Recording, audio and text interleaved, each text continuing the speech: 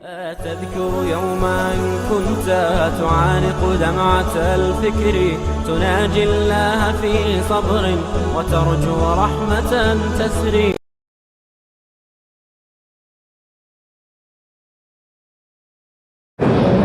حساب کتاب کے بغیر جنت میں جائیں. اللہ سے دعا کرو توحید کا عقیدہ پکا رکھو, شرک نہ کرو, یہ طویل گنڈے کے چکروں میں نہ پڑو. انشاءاللہ اللہ جنت دیں گے بغیر حساب.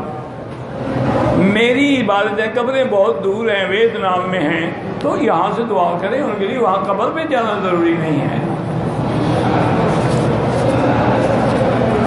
ثواب تو اللہ نے پہنچا. چاہے تم قبر پر بھی کھڑے ہو کے پڑھو تو کیا اندر تم ثواب پیک کر کے بھیجتے ہو؟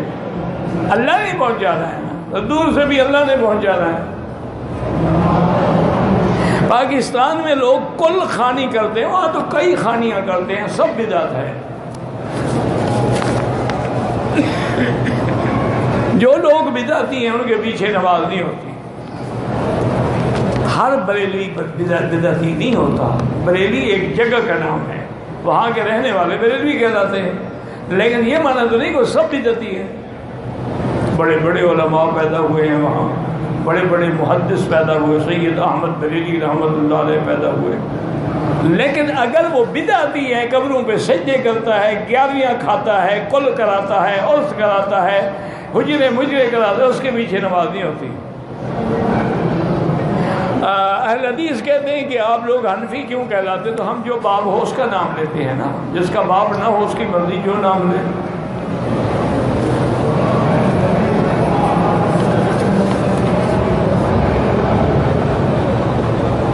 کہتے ہیں جی کہ اہل حدیث والے دیوبندیوں کو کافر کہتے ہیں. انشاءاللہ ان پر خود لوٹے گا یہ کفر, فکر نہ کرو. جو اہل حدیث علماء ہیں وہ ایسی بات نہیں کرتے کبھی بھی.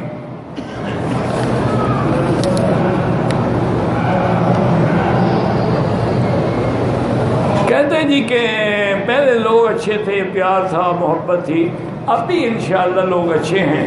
باقی دنیا آخر قیامت کی طرف ہم جا رہے ہیں نا, تو صاف باتیں تبدیلیاں تو آئیں گی. پہلے لوگوں کی عمر 1000 سال تھی, اب 60 سال ہے.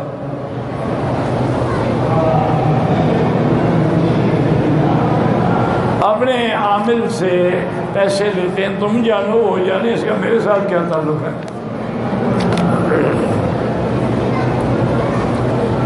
صفا مروہ 7 کے بجائے 14 چکر لگائے تو 7 میں ادا ہو گئی, باقی تم پر سزا ہو گئی.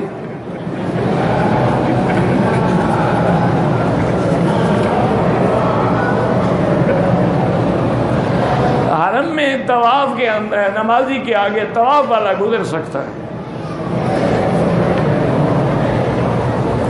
عصر کی اذان اور جماعت کے درمیان کوئی نفل نہیں ہے.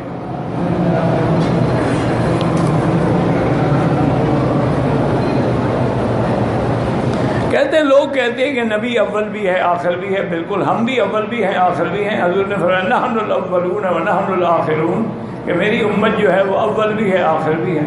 انہوں نے کہا یا رسول اللہ کیا مطلب؟ فرمایا اول ہے بے اعتبار جنت میں جانے کے, آخر ہے بے اعتبار آنے کے. تو اس میں کیا ہو جاتا ہے؟ تو اگر اول آخر سے آپ حاضر ناظر سمجھے تو حضور کی پوری امت کو حاضر ناظر کرنا پڑے گا.